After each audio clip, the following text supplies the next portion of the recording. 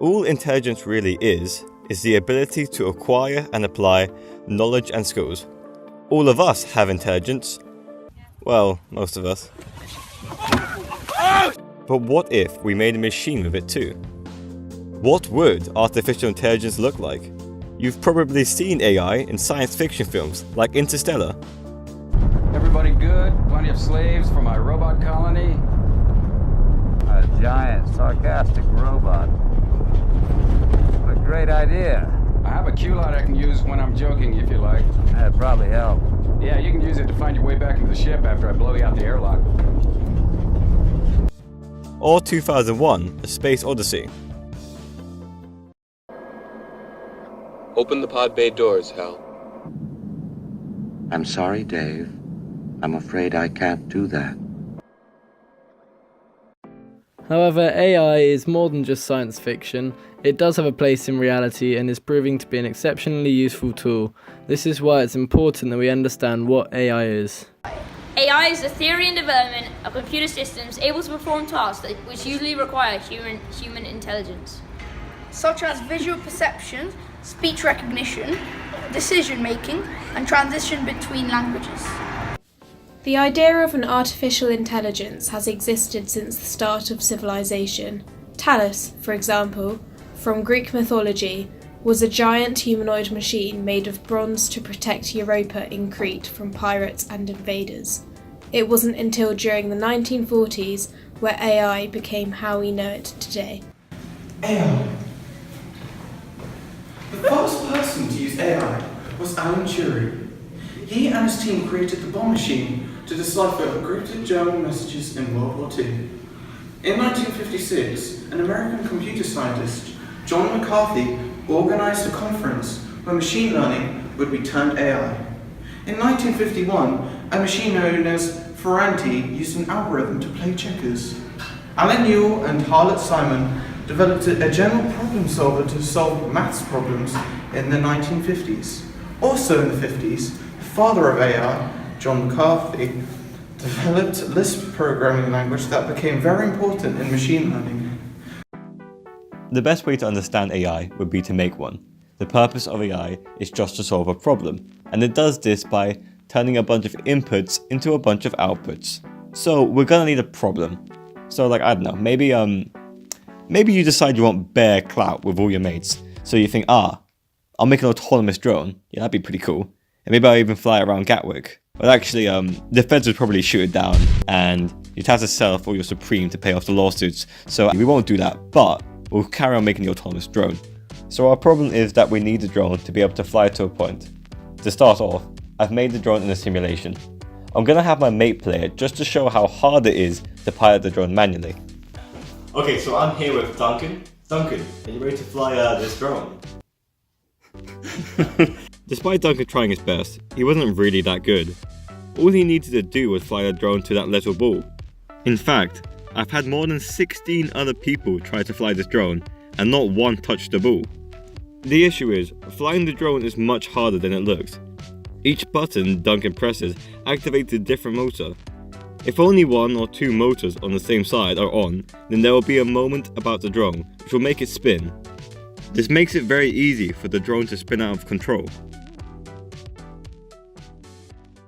Let's now create an AI to fly this drone. For this problem, we are going to use an artificial neural network, which looks like this. This design is similar to the neural network of our brain, but is heavily simplified and far less complex. Although it may seem complicated, it is very simple. Each ball is a node and represents an artificial neuron. These nodes all have a numerical value.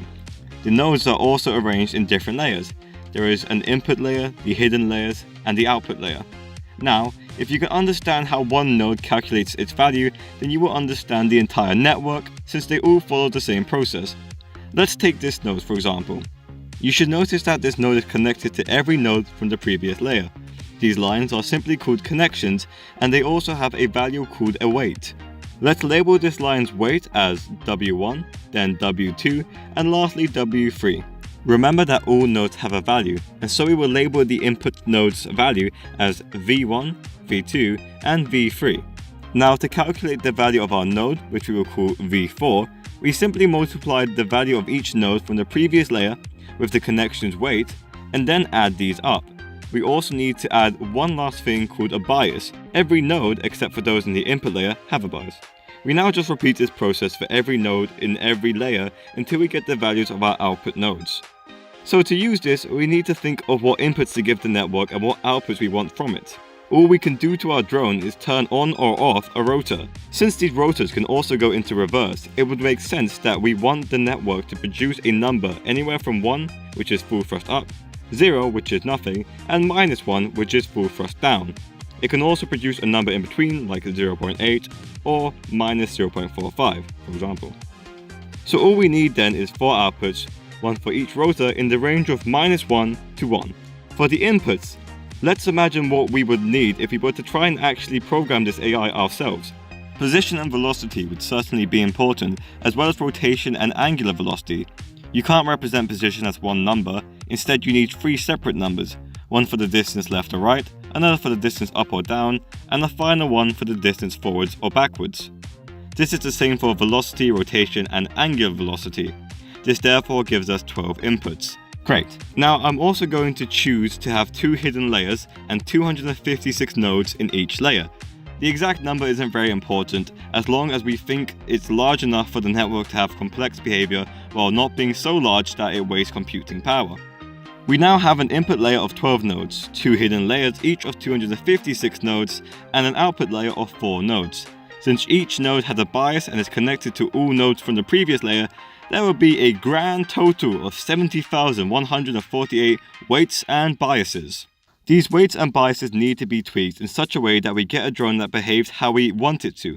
Now this would take forever for a person to do, so we will get the computer to do this for us in a process called machine learning. For our neural network, we are going to use a type of machine learning called deep reinforcement learning. This is where things get very complicated very quickly, with nasty formulae like this appearing. All you need to know is that we are essentially going to randomly tweak the weights and biases of our neural network, run a simulation of the AI and score its performance. We repeat this a few times and then take the highest scoring AI.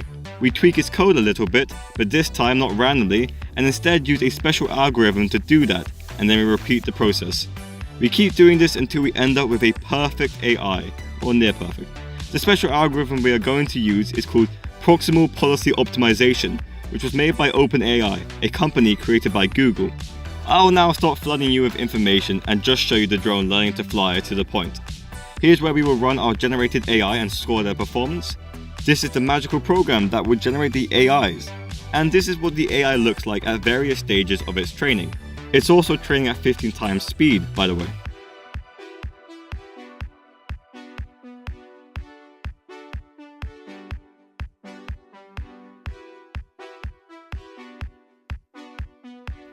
Finally, we are done.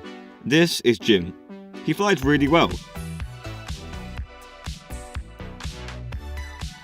This is Herbert. He flies more realistically, but not as well as Jim.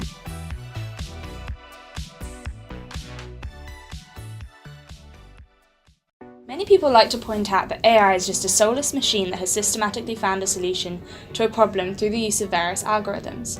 Because of this, AI can't create true art, music, or creative literature, as it does not understand the deeper meaning behind it. Whether this is true or not, AI has been able to produce some notable works. The music that played at the start of the video was composed by an AI. This particular AI, created by a company called JukeDeck, has also been able to entirely create a track itself.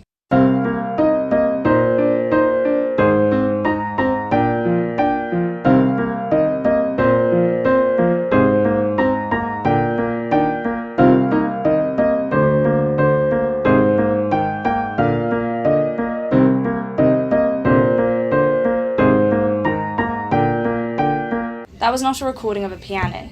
Instead, it was a waveform created by the AI, all within the computer in an effort to mimic the sound of a piano. An AI produced by Google has also been able to create art.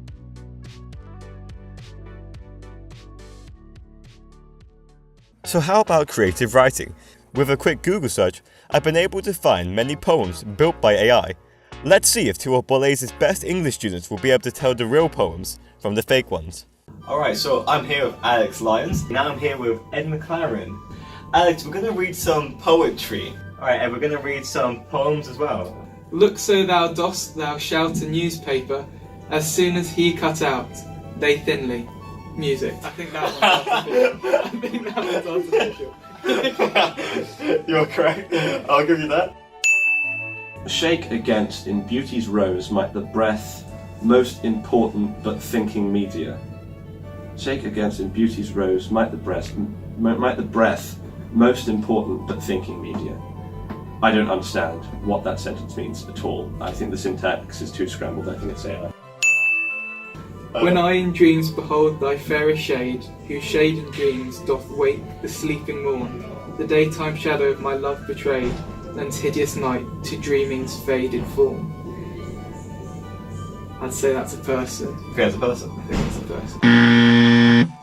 What epiphany, how little we breath, and how much it trusts the secrets of the universe, of a red giant that wakes bird feathers. Your warmth is a light filled with wounded kiss to seek another land. I think has probably more construction behind it than the rest of them. You've got references to Secrets of the Universe, which is followed up by references to the red giant, which is of course a planetary object, or rather a star, I should say. I'm going to say that's a human being. Okay. You see, the truth is, this is the only real poem out of all of the other poems. Everything else here was created by a machine. By a machine? Every single other one. Not bad. Not bad. Not too bad. It might not seem clear at first, but AI learns in a very similar way to how we learn. It looks for patterns in the environment around it and tries to make sense of it. It will do actions based off its observations, and depending on whether the environment punishes it or rewards it for those actions, it'll either repeat those actions or try something different. In the same way, if we try to learn how to play an instrument at first, we will play poorly. However, we recognise this horrible noise and then unconsciously change the way we play until we are moving our hands and fingers in all the right positions and times to play a nice piece. AI learns much faster than we do and can keep learning for as long as we tell it to. Meanwhile, we can get bored of trying to play a guitar after just an hour and we will have to take a break. Regardless, there exists no computer today with anywhere near the computational power or efficiency of our brain.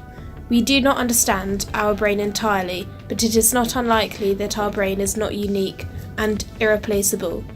If that is the case, then our brain is proof that it would be possible to create a machine with equal computational power, if not more than our own brain. If this was proven to be the case, should we create this artificial intelligence which is smarter than we are? Perhaps we choose not to, and ban ourselves from creating this AI. In that case, then what? If our purpose as a species is to learn all there is to learn, then we would be doomed to fail, as we will never be able to learn the information that the more intelligent AI would have created. If our purpose is to live a life of productivity, then we would end up failing, as regardless of what inventions we make, we would know that the AI would still be able to create more productive and efficient inventions. If our purpose is just to live a life of happiness, then we would have no reason to ban the AI. We could just code it with inbuilt instructions to make mankind live as happy a life as possible. If we then choose to manufacture AI and decide our purpose is to live a life of productivity, then the AI would likely reach a point in which it is so efficient in comparison to us that we as workers would be useless. As workers, we would get in the way of productivity, as the maintenance of a human would be more costly than that of an AI, whilst the AI would produce greater amounts of products. In that case, our only way to achieve our goal of maximum productivity would be through the ending of our own existence. Maybe our purpose then isn't maximum productivity, but to learn all there is to learn, and we choose to utilise AI in pursuit of this goal. Given some thought, it is clear that there is a flaw in this. AI is more intelligent than us, and therefore we would not be able to learn all that the AI learns, as it would be simply too complex for us. In a similar way, for example, we would not be able to teach and explain to the animals of the Amazon rainforest the socio-economic reasons as to why we are destroying their habitats. On a lighter note, maybe our brain is special. We might one day discover that what makes life is unique and cannot be manufactured. Or perhaps our brain is not special, but we learn how to integrate AI into our brain and instead improves the efficiency and intelligence of our race in cooperation with AI rather than in competition. Our fate also depends on what we choose our purpose to be, and as that is not inherently defined, you can choose whatever purpose you like. As with the invention of nuclear weapons, if we remain civil and research the implications of the technology, we will avoid any extinction events. So do not fear AI, as your life will not end at the hands of a machine, but instead at the end of the path you chose.